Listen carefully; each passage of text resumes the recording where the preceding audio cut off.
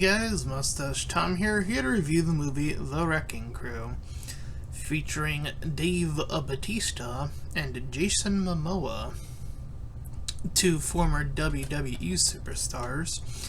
And it is crystal clear that I didn't see any trailers for this movie. I just kind of came across it and I was like, oh, okay. I'm aware of these two. Jason Momoa, in terms of between the two of them, I think is a slightly better actor. He's just had a little bit more varied roles in terms of like when he transitioned into acting. At any rate, it feels like in comparison that Dave Bautista has been playing, at least from the movies I can remember seeing him in, pretty similar characters consistently. You know, Jason Momoa has been Aquaman. He's in that series called Blind or something along those lines, which is a interesting series from what I can remember of it. Then he was that grieving father in a movie. The title also escapes me. Point being, he's had a little bit of variety. But now they are teaming up. And it is very clear after watching this movie that the person writing it was likely a very strong fan of wrestling, as Momoa's character named Johnny will, throughout this movie, make several references to other wrestlers that are either longer wrestling, or I don't know if he makes any ones to somebody who's currently wrestling, but that's neither here nor there. Anyway, so I'm here to review the movie as objectively as possible, so let's dive in. So the movie begins with some sort of festival, and we see this man delivering a note. We soon discover that this man is their father. They are siblings in this movie, as we will soon learn.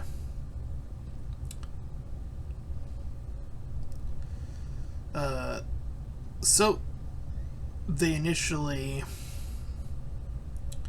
are, very detached when they rejoin at his funeral, and from that point moving forward, they sort of converge on different paths to arrive at a very similar situation.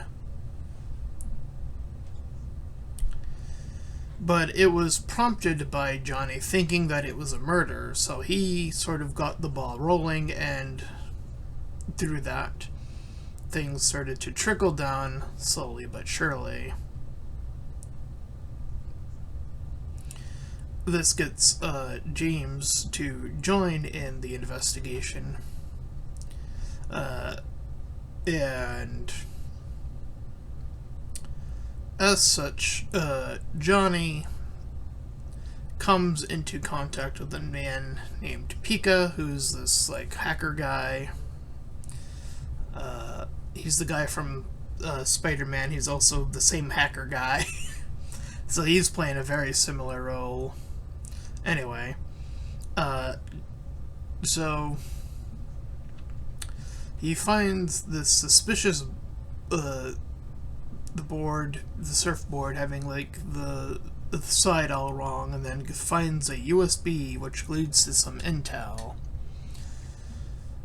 But after they meet up and have their little moment, they get into a shootout not too long after.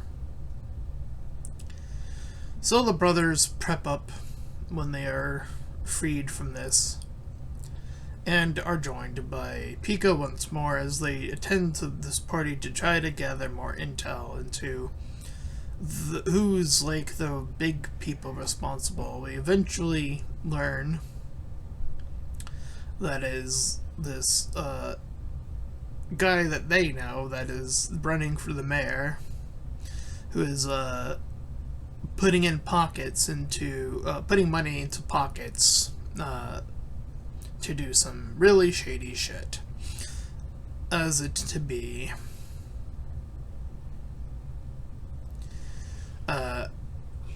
We get moments of Johnny getting closer, but then he's like getting attached to this lady. The lady ends up dead not too long after. But his ex-girlfriend joins him. They're joined by Pika. Now the four of them are together as they are being signaled and get attacked by a helicopter. Thus, the movie finally starts to pick up, and they fight off these bikers as well as the helicopter in question.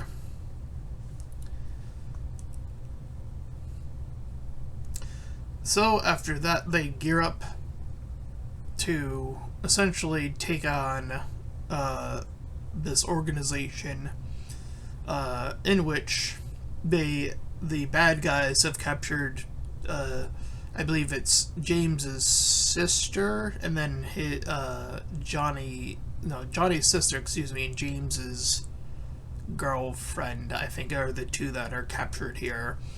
Point being that they start doing some stealth kills, and then it is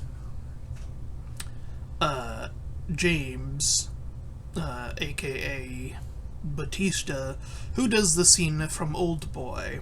Now, if anyone who's not familiar with Old Boy, it is a classic movie that did one of the most iconic fighting scenes in movie history. I mean, it's so iconic that it has been done over and over again in various other movies. It is something other movies want to replicate because of how awesome it is. It is the scene where one guy in a hallway fights off an army of people, essentially. That is the scene from that I think that started from Old Boy. I don't know if there's a previous example of it. Again, I think that's the origin, if I'm not mistaken. But anyway, so they get to the ladies, free them, and then proceed to have one boss fight each. Johnny fights the leader while he fights another guy. Johnny uses a grenade that he had taken to blow up near himself, getting nearly fucked up, but they both manage to get out of there. Thus, through, I guess, convincing people, the other higher-ups, they get the mayor arrested and so on and so forth, and then we see that Johnny burns this information about his mom's killer, because he gets this information from some syndicate guy. I guess that was to be like, we're actually gonna reject this sequel bait, which I think was I think that was a good call, all things considered. I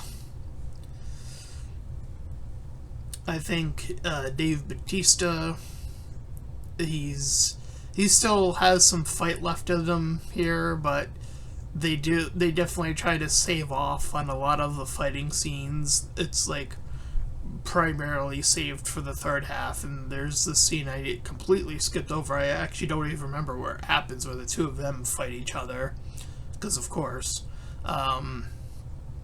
But Jason Momoa is also, getting up there in terms of, like,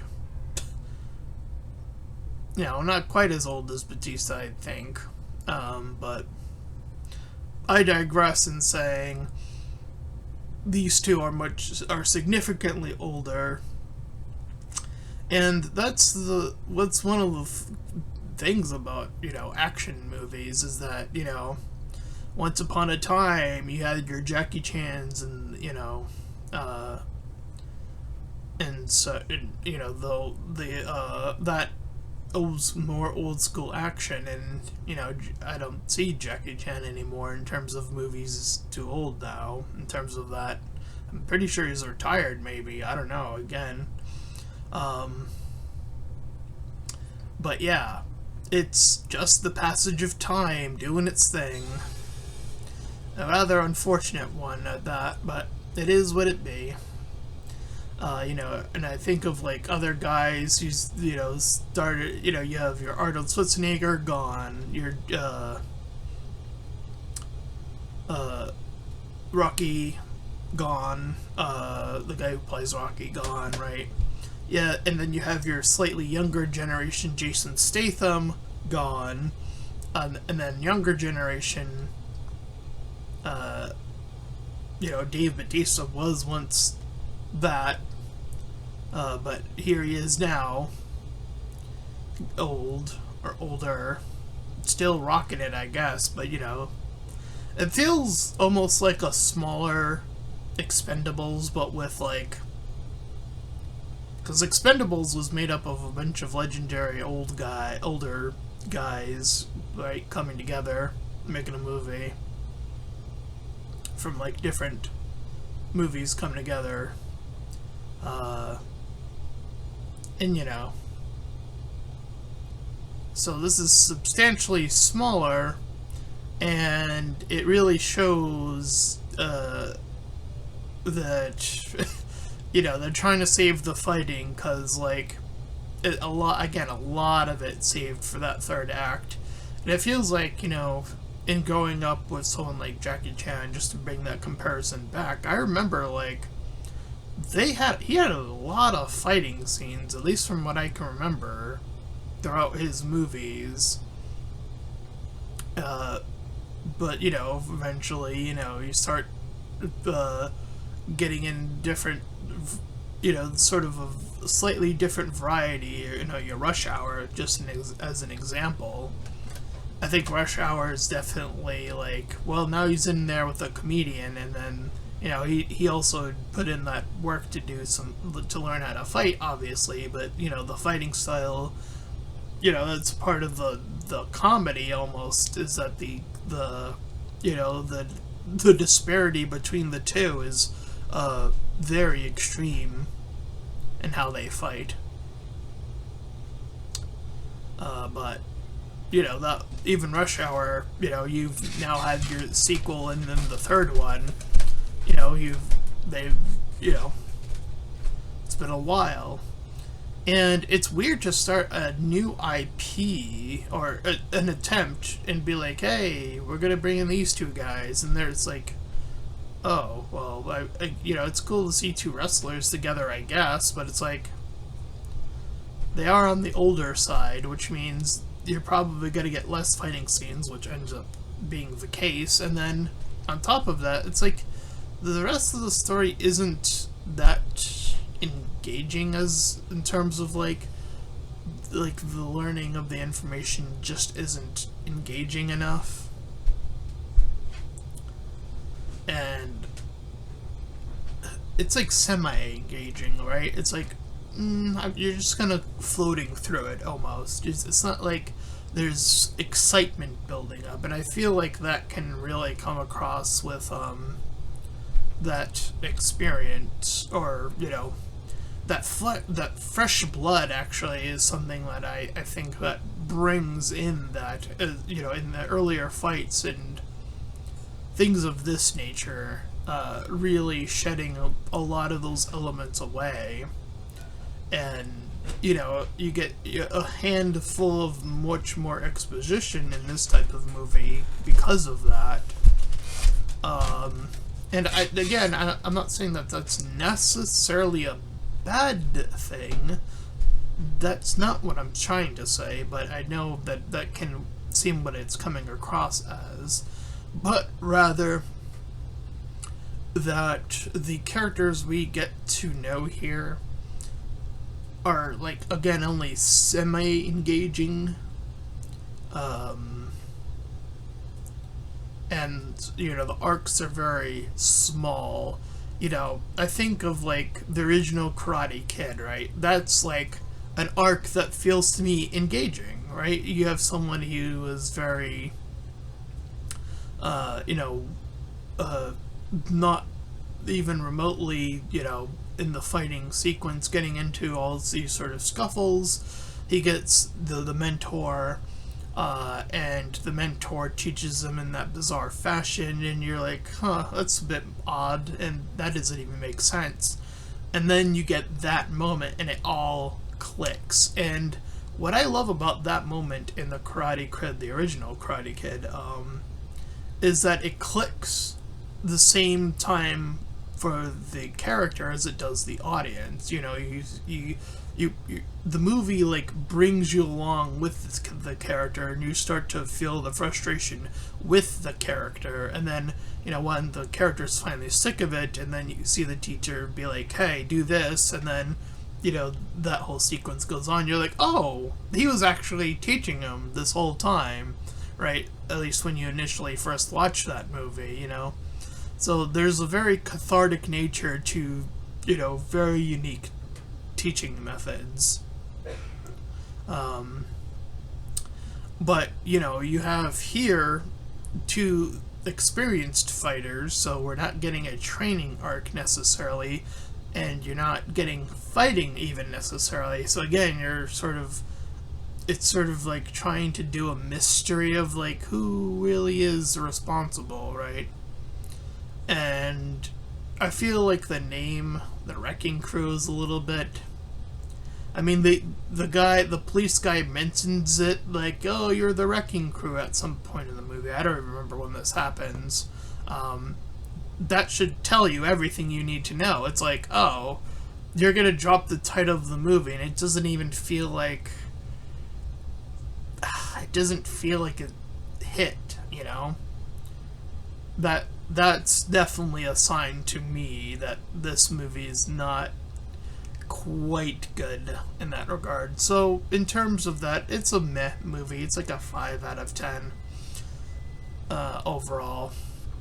But you know, it is what it be. And that is my review of The Wrecking Crew. And if you ended up enjoying this review, then please feel free to like, comment, and subscribe. Also, make sure to check out those links in the description.